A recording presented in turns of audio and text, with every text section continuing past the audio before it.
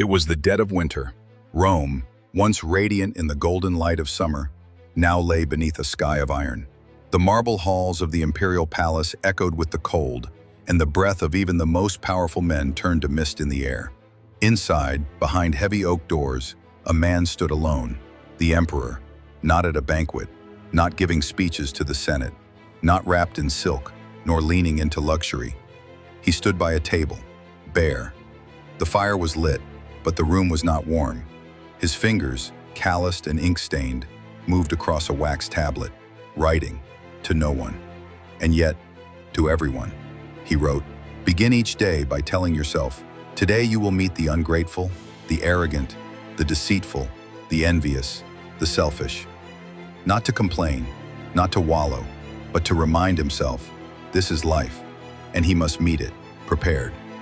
That man was Marcus Aurelius, emperor of the most powerful empire the world had known, commander of legions, master of millions, and still, he wrote to himself like a student, because he feared one thing above all, losing control over his own soul. You see, Marcus didn't need motivation. He didn't need praise. He didn't even need victory. He needed clarity, the kind you earn, the kind that's hammered into you through cold mornings, hard thoughts, and honest living. Outside, the empire trembled. Barbarians at the border, plague in the cities, betrayals in the Senate. But his war, the real war, was always within. There's a story, rarely told, about the winter Marcus spent at the front, camped with his legions, far from Rome. The tents were soaked, the men frostbitten, food was scarce, hope even more so. One evening, a soldier approached him, young, angry, exhausted. "Why are we here?" he spat. "This land isn't even Roman. We're dying for nothing, for politics, for power, for your pride."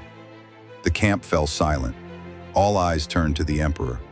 And Marcus, cold like the air around him, said, "We are here because fortune is not to be trusted, and because virtue is only real when tested. If we were home, warm, safe, full, we might believe ourselves good men, but we wouldn't know."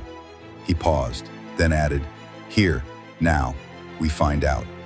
The soldier said nothing, but the next morning, he rose earlier than the others. He carried more weight.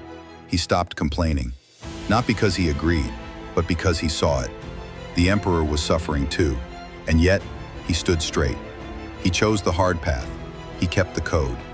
That's stoicism, not words, not quotes for a wall, but a posture, a discipline, a way of walking through fire without burning your soul. You don't need to be an emperor to live like that. You just need to choose. Choose not to complain when the alarm rings. Choose not to indulge when your body begs for comfort. Choose to speak less and do more.